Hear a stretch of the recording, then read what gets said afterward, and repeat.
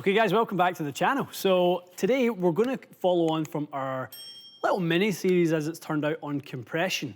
How to strike our irons better, how to maximize distance with the irons, and how to get the right launch characteristics.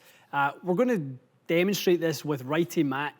What we've seen when you've been testing the clubs, the game improvement clubs we've given you, is you do tend to add a little bit of dynamic loft. You're a pretty shallow player with your righty golf swing. So we are going to test a product that really should help you with that. Yeah, it'll be good. So, I mean, as you said, I'm probably 1 or 2 up on it normally with like a 7-iron, which is pretty up for an iron. Yeah. So the training aid we're gonna kind of use today is something that can kind of force you to do the right things. Totally. And people go, you hit up on an iron? How is that even possible? But I mean, when we're talking degrees and tiny margins, it just means that low point is slightly behind the golf ball, which isn't really ideal. We want that compression. We want that strike first, then the divot afterwards type contact. That's where we're going to transfer maximum energy into the golf ball. We've shown it many times here in these tests that if you've got a 30-degree golf club as a 6-iron like yours is, Mac, and at impact, we're looking for that to be about 21, 22 degrees. Yeah. So we don't want it to be 27, 28 and returning it back to ecstatic loft, because we end up hitting it too high, we lose a ton of potential energy, and we don't hit the ball nearly as far as we should. Right. So the Tour Striker iron this is a Tour Striker Pro. This is the 7-iron version. Really interesting design. It's got about 1/3 of the face that actually has a sort of slight negative angle, and then the rest is true, proper, normal loft. So if you deliver that golf club with, no shaft lean, even backward shaft lean to some degree, you're literally going to skull it. Right. You're going to hit the kind of low groove there right into the middle of the ball. It's not until you get that handle forward a little bit, if you see it that way, get that handle sort of leaning a touch more, then we are going to get that full face onto the golf ball, and we're going to start to see some prints on there. But Mac, deliver a couple for us with what you got there, Sanders 7? Yeah, just a 7-iron stock. Okay, hit a couple normal ones for us. So perfect example, right? We hit behind it. Yeah, so and that's low point. It's good. That's a good representation of what people do, because people do that. They chunk it and they're like, "Oh, I'm too steep on it." I'm like, "You're actually not too steep on it. You're too up on it." I hear that all the time. Yeah, I hear that so much. I chunk it all the time because I'm too steep. I'm like, you actually chunk it because you're up on it and the club's bottoming out back there instead of at the ball. So yeah, look at the loft there, 35.9, and we're using a fairly strong. What's that? An I-525? Yeah. Yeah. So. An iron that probably has about 31.5 degrees of loft. So you're adding loft and hitting marginally up. Right. Brilliant. Much better contact. Hear it. I would imagine that... It's probably not much different. Yeah, I was going to say, I imagine it's not that. This hopefully will show the difference. Small margins. Still the same up. You've done a much better job with the loft. Yeah. Okay. And this is what people struggle with on the driving range, on the golf course, every single day. This is why golf instructors will never go out of business, because this is literally what people do all the time. Yeah, and this is what I can, if I practice my righty swing, I can get to a point where I can consistently find it, and it's good. But if I don't practice and I just come out cold turkey like this and start swinging away, it's the left, the rights, the chunks, the thins. Yeah. And it's all, I mean, if we look at the attack angle and everything that I've done so far, it isn't a ton different for a lot of those things, but then there's some huge differences between. Totally. Okay. One more and then we'll get into it.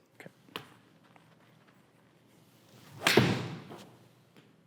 Best one.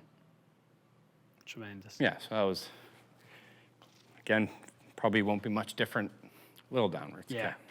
That's what we're shooting for, right? 1/7 down, 24.6 in the dynamic loft. Excellent. Got the strike in the right part. The efficiency goes way up. Yeah, loved that. Everything was good about that. Yep. Okay, so as the player who is adding the dynamic loft and hitting behind it, this should rightfully so put the fear of God into you that how am I ever going to strike this on the face? Because 1/3 of it is missing. Yeah, I remember I saw one of these. They've been around for a while. And I remember first seeing it and being like, I don't know how you could even make contact with that. But obviously, if you deliver it properly, you can actually kind of hit it pretty good. Okay, so we've seen the launch, sorry, not even so much the launch characteristics, more the delivery characteristics of what leads to inconsistency. When you were using this product, we want to try and breed more of the same consistent delivery, more of the downward angle attack. Ideally with a 7-iron, I would say probably around 3 to 4 degrees would be really nice. Some people will be a little more, some will be less, but I would say 3 to 4 would be a nice baseline to strive for. Okay.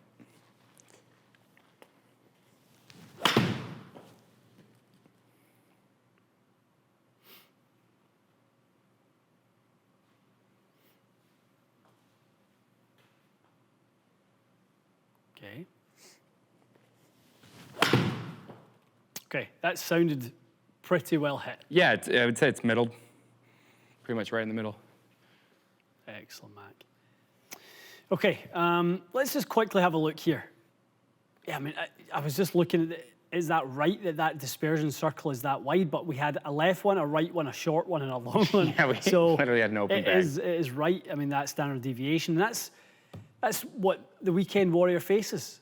Standard deviations that are that wide, and hopefully we're drilling into some of the reasons why that might be. Now, we are going to lose some things. The way the face is designed on the Tour Striker, we're not going to be able to get dynamic lie angle and face angle and dynamic loft, but we are going to extract that from the launch and the spin. So let's see where we're at. Immediately 3.1 degrees down. Much, much, much better. Yeah, and the thing I like about it is visually looking down at it, it almost forces you to find a way to get shaft lean, because know if I look at this and like remotely hit up on it, I'm just gonna hit one for us like that. Hit one that you intentionally like hit up on. That's it. That's literally it. You'll hit it on the bottom side where there's negative 25 degrees aloft, 2.5 on the up, and that is your feedback that you're not doing it right. Yeah, and I think a lot of people might sit there for the first few until they kind of get that feeling like, okay, for me, if I set up neutral, a lot of people I find set up, hands are a little bit too far behind, so they're automatically just delivering the club back to the way that they're addressing it. I find that's a pretty common thing. So for me, I just give myself a little bit more shaft lean at the start, just so I can see none of that bottom kind of rounded area.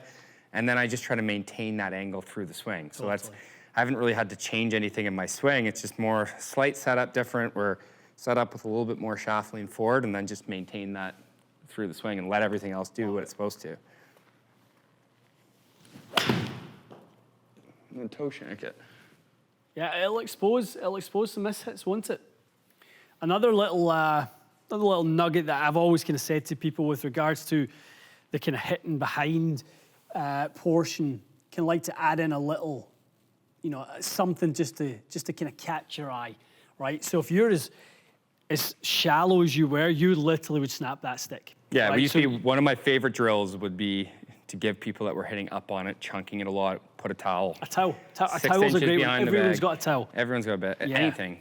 Totally. And then work on not hitting it gives you that instant feedback that you need. And it gives you it kind of gives you the incentive to miss it, because you don't want to. I mean, the towel, if you hit it, you hit it. But like a wooden stick, it's breaking if you make contact with it. So hitting one where you kind of have to have that downward angle of attack, and also the weight shift. So the people who have the increase in dynamic loft and hit behind it often is that way, right? So it also will help you shift into your left side a little bit more. And so hit as a little one with that there, and with something like that there, you'll probably go down to like 5 or 6 degrees down here. Right, and like you said, I'm gonna start with little, because I don't trust myself for this. I don't want to blow up your stick. So I'm gonna just force myself, get into that front side a little bit better. I'm gonna go with like a 50% speed to start. I mean, it was there and you were thinking about it, wasn't it? That's the objective is to get in your head a little bit. And I'm pretty sure that will be pretty close to what you wanted with the 5. Yeah. Because the thing is with the first couple, as good as they were, 2 and 3 degrees down, 2 degrees isn't that far from 0.2 degrees, Yeah, no, right? exactly. But 5.8 is very different. Especially considering, as you said, I can get to like 2 up if I'm trying to just rip at one. So for me, being 5 down is also going to help me keep that club in front of me, which is going to be more of that cut feel that I need to feel when I'm hitting the irons. Totally. Okay, give me a couple more of that, and then we'll take away the stick, and then we'll go back to just leaning that shaft. Not bad. Yeah, it's a little bit heavy, but I know the tack angle is down. I did everything that I wanted to there. I just hit a fraction heavy. Okay, and one more.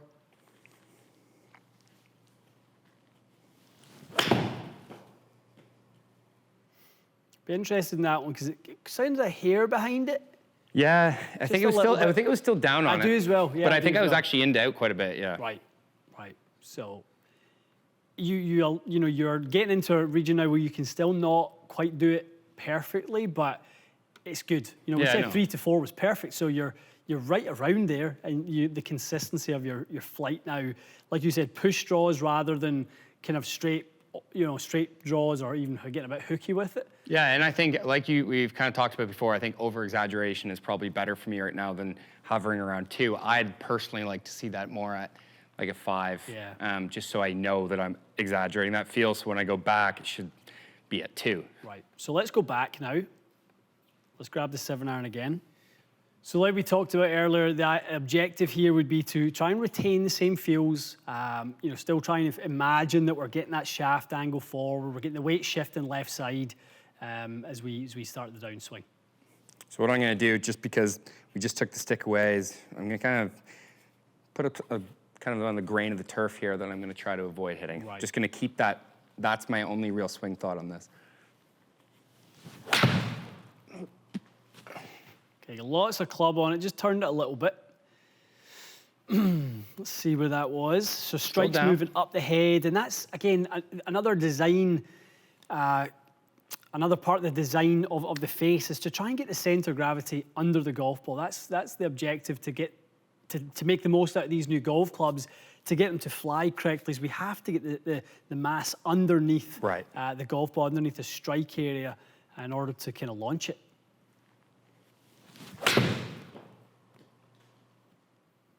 Right in between face, marginally open there. Good strike. I mean, you're really good strike. Yeah. I think I was down. All right. Excellent. I'm not even really worried about where it goes right now, because my main focus with this is feeling like I'm down on it. The rest I can kind of work on individually as I get better with it, but I think my main focus is just seeing a downward attack angle, because I know for me that's something I really struggle with.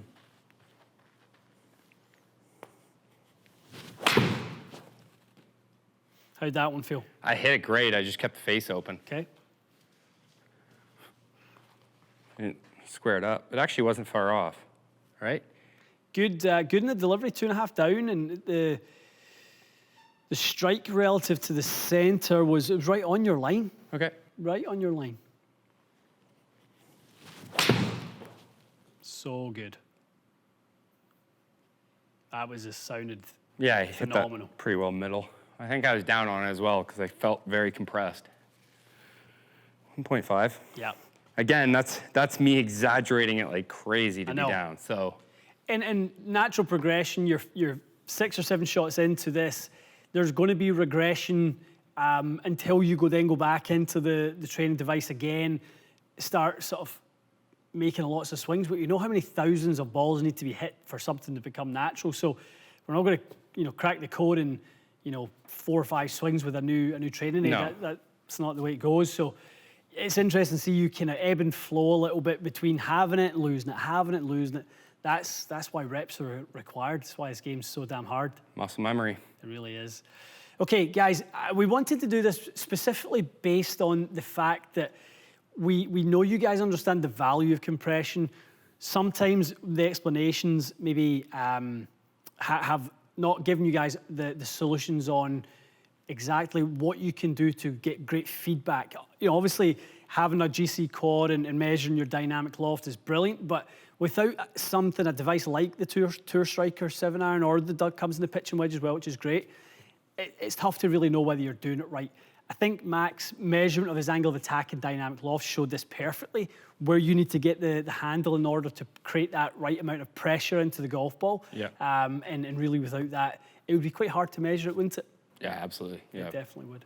Okay, you guys are going to have no excuses now. Everyone's going to be compressing their irons, squeezing them out there, getting all the distance out of them, which is exactly what we want. I think manufacturers have evolved into making irons with less loft because golfers don't do this enough, and the manufacturers know the effects and benefits of having a lower spin loft window. That's what we're talking about here. When we get that handle forward, we lower the spin loft, create more energy. So we're trying to give you that a little bit more in your delivery, so maybe you need it less out of the new technology with the stronger lofts. That's our hope anyway. Stay tuned for more videos like this soon, guys, and we'll be back with you soon.